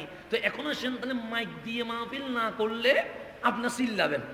কথা, আমি যদি মাইক সরাই দিয়ে মাহফিল করি, আপনি মনে হচ্ছেন আমরা শুনতেছি না পিছনে, তাহলে আমার কথা পিছনের মানুষ শুনবে না যদি মাইক ছাড়া বলি, ডানের মানুষ শুনবে না যদি মাইক ছাড়া বলি, বামের মানুষ শুনবে না যদি মাইক ছাড়া বলি। আর উনি যে চলে যাচ্ছে ফাইয়াস লায়াসমাউ, সামিয়া ইয়াসমাউ মানে শুনে। কে শুনে? বলছে কারআ, কারআ মানে আওয়াজ। কিসের আওয়াজ? নিয়াল, নিয়াল মানে জুতা। হিম মানে যারা কবর দিয়ে চলে যাচ্ছে তাদের জুতা যে টাক টাক আওয়াজ করছে। সামিয়া ইয়াসমাউর ফাইল হচ্ছে ওই মরহুম, ওই মরহুমা নিজের কানে কবরের উপরে আপনজন চলে যাচ্ছে, এই জুতার আওয়াজ শুনতে পাচ্ছে। এখন বলেন কবরের ভিতরে মরে গেছে না জিন্দা হয়ে গেছে? সবাই যখন চলে গেছে, সবাই যখন, আর কোনো আওয়াজ আছে? কবরস্থান নীরব হয়ে গেছে, নিস্তব্ধ হয়ে গেছে। যখন নিস্তব্ধ হয়ে গেছে, আতাহু মালাকান, কবরে 2 জন ফেরেশতা আসছে। কয়জন ফেরেশতা? তাদের নাম কি? মুনকার, নাকির। এই 2 জন ফেরেশতা কোথায় আসছে? আমি মরলেও আসবে, আপনি মরলেও। আসার পরে কি করছে? কবরে এমন ভাবে শোয়াইলেন ওই মুর্দা লড়ার কোনো সুযোগ আছে? ডানে বামে যাইতে পারবে? দৌড় দিতে পারবে? পারবে না। এখন এই 2 জন ফেরেশতা আসে কি বলে? ফাইয়ুকঈদানিহি, একজন ডানে ধরে আরেকজন বামে ধরে, শোয়ার জন্য আসিস নাই, ফাইয়ুকঈদানিহি, তাকে বসায়। কবর তো বসার জায়গা ছিল না, এমন ভাবে শুয়াইছেন যেন মাথা তুলতে না পারে।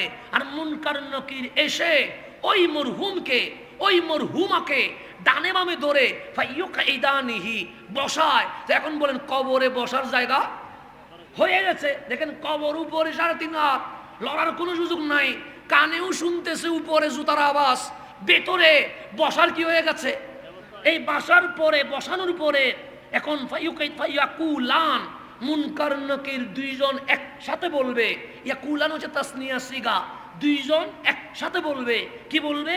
মা কুনতা তাকুলু ফি হাজার রাজুল লি মুহাম্মদ সাল্লাল্লাহু আলাইহি ওয়াসাল্লাম। গভীর মনোযোগ, আমি এখানে আরবিগুলো একটু ব্যাখ্যা করে দিচ্ছি যেন সন্দেহ না হয়। আমার আবুল হোসেন মাস্টার সাহেব, উনি আমার দূরে না কাছে? এখন যে বসছে উনি কোথায়? ওই যে আমার ভাই দাঁড়ায় আছে, উনি কি দূরে না কাছে? দূরে। আমার ভাই যিনি দাঁড়িয়ে আছে উনি দূরে, আর মাস্টার সাহেব কাছে। তো আমরা বাংলায় যিনি যিনি নিকটে হয় বলি কাছে, যিনি দেখতে একটু ঝাপসা মনে হচ্ছে উনি দূরে। তো আরবিতে কাছে হইলে বলে হাজা, দূরে হইলে বলে জালিকা। তো উনি যে দাঁড়ায় আছে আমি বলবো জালিকার রাজুল, ওই মানুষটা দেখতে পাচ্ছেন। আর কাছে হইলে বলবো হাজার রাজুল, এই মানুষটা। তো আমি আপনি যখন কবরে যাব, মুনকার নকির বলছে মা কুনতা তাকুল ফি হাজার রাজুল লি মুহাম্মদ, আমার নবী যদি মদিনায় থাকতো, আপনি যদি আনোয়ারার কবরস্থানে মরতেন, রাসূল যদি মদিনায় থাকতো, আপনাকে জিজ্ঞেস করা হইতো নারে তাকবীর,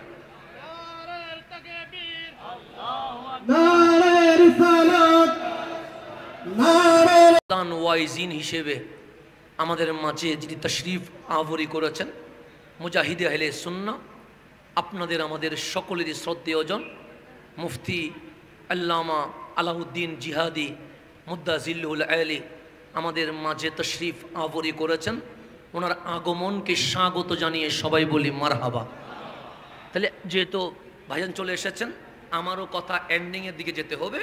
তাহলে গভীর মনোযোগ, যেখানে ছিলাম সেখানে চলে যাক। তাহলে আপনি কবরে, আপনি কোথায়? কবরে। তো কাছে হইলে আমরা বলি হাজা, দূরে হইলে জালিকা। তো রসুল যদি মদিনায় থাকতেন, আপনি যদি আনোয়ারার কবরে থাকতেন, মুনকার নকির জিজ্ঞেস করতো মা কুনতা তাকুলু ফি জালিকার রাজুল লি মুহাম্মদ, ওই যে দূরে মদিনায় দেখা যাচ্ছে, তা আমার নবী মদিনায় নয়, হাজার রাজুল লি মুহাম্মদ। যখন আমার বাবা, চাচা, মামা, ফুফা, কালো বন্ধু সবাই আমাকে আপনাকে কবর দিয়ে চলে গেছে, সোনার মদিনার নবী সোনার মদিনায় থাকতে পারে নাই, উম্মতের কবরে চলে এসেছে। উম্মতের কবরে নবী আছে না নাই? তো নবীরে বাদ দিবেন কেমনে? দুনিয়াতে বাদ দিলেন, কবরে বাদ দিবেন কেমনে? হাসরে বাদ দিবেন কেমনে?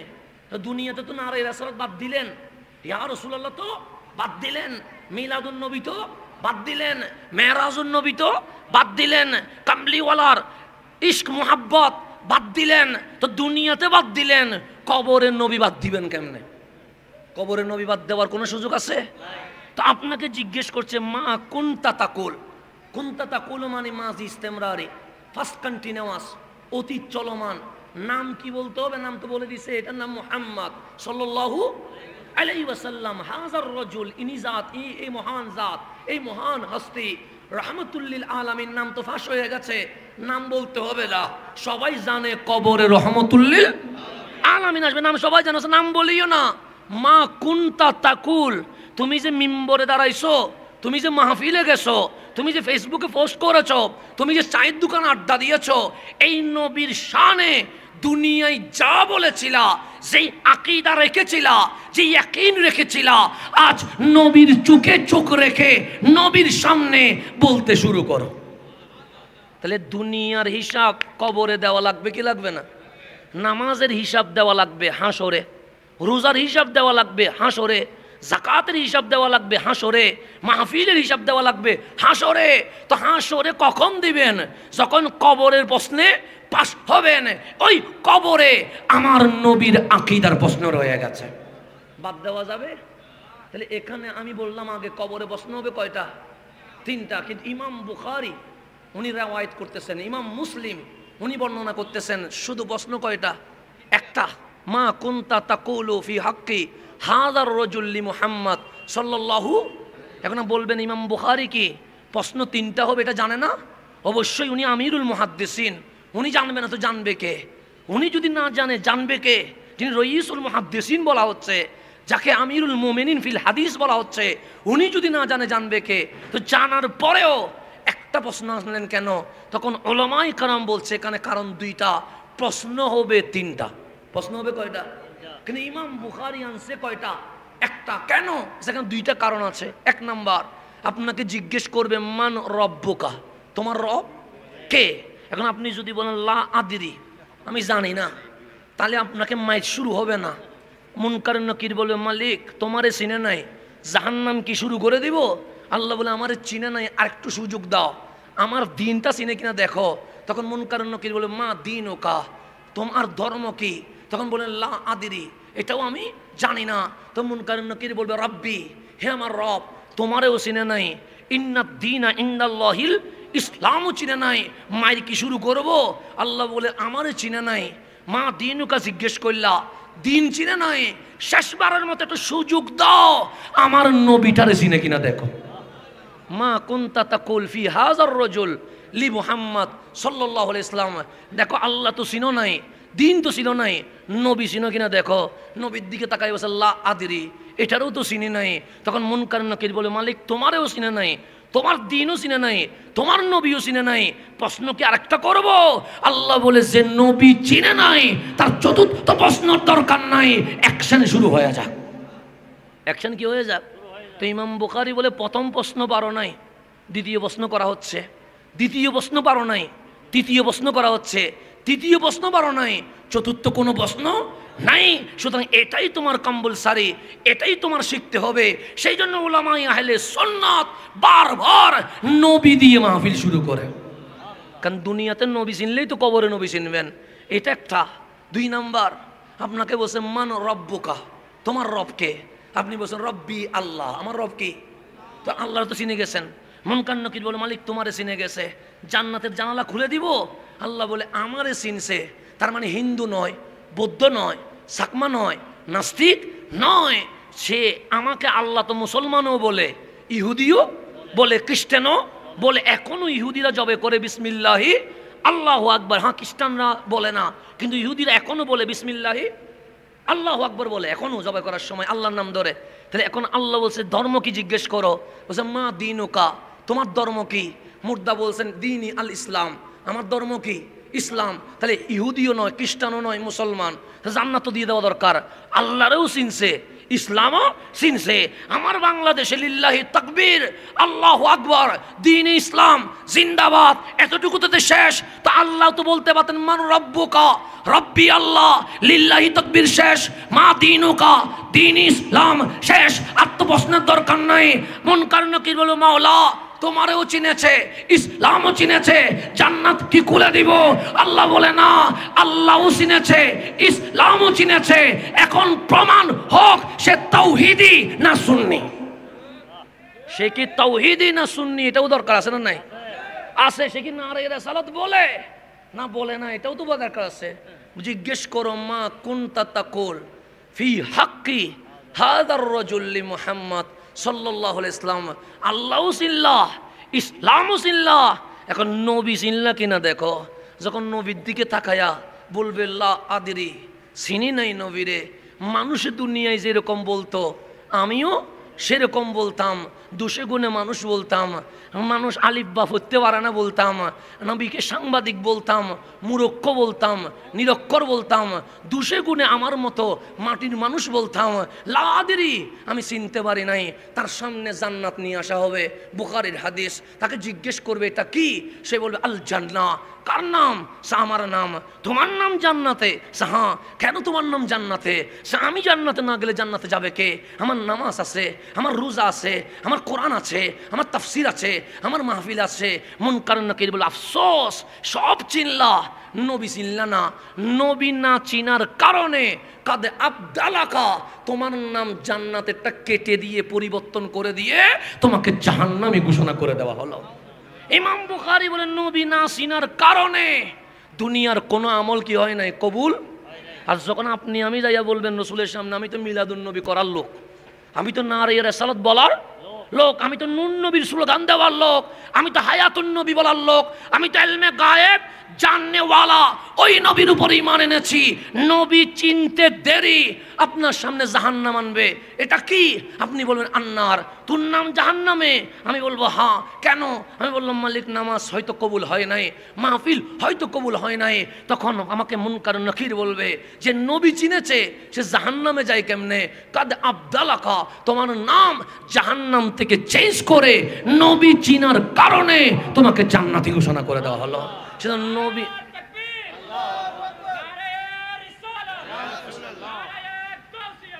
কথা আমার শেষ, কথা আমার শেষ। তাহলে নবী চিনলে জান্নাত, নবী না চিনলে?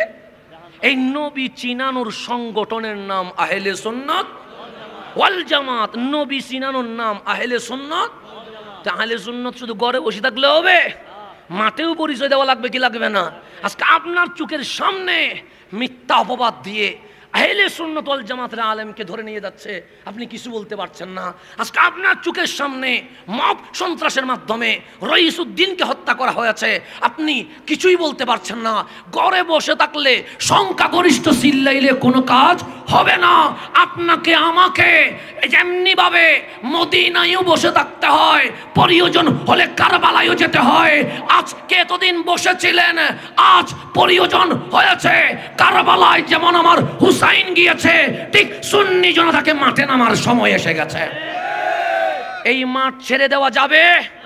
এটা শাহজালালের বাংলাদেশ, শাহ পরানের বাংলাদেশ, নাসিরউদ্দিন সিপাহ সালার বাংলাদেশ, 360 বারে আউলিয়ার বাংলাদেশ, এটা শাহিন শাহেসির কোটের বাংলাদেশ, এটা গাউসুল আজম ভান্ডারীর বাংলাদেশ, এটা মোহসেন আউলিয়ার বাংলাদেশ। এই বাংলাদেশের মালিকানা সুন্নিদের, বাকিরা ভাড়াটিয়া এসেছে। আজকে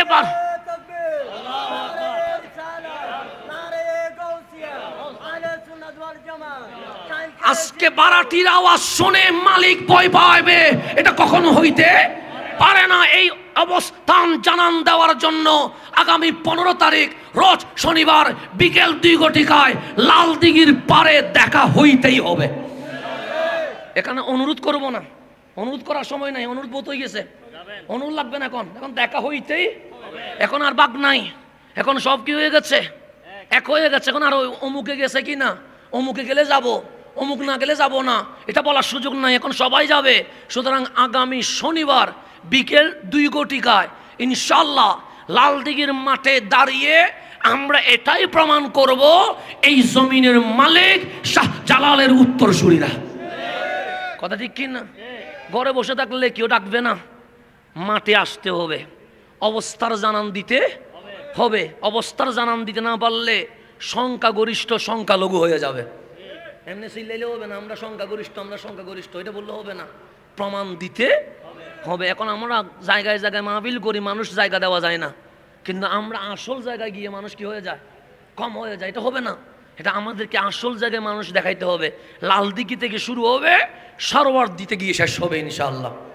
ইনশাআল্লাহ, আল্লাহ যেন সবাইকে কবুল করে, আমিন। আমি দুয়ার দরখাস্ত রেখে এখানে বিদায় নিচ্ছি।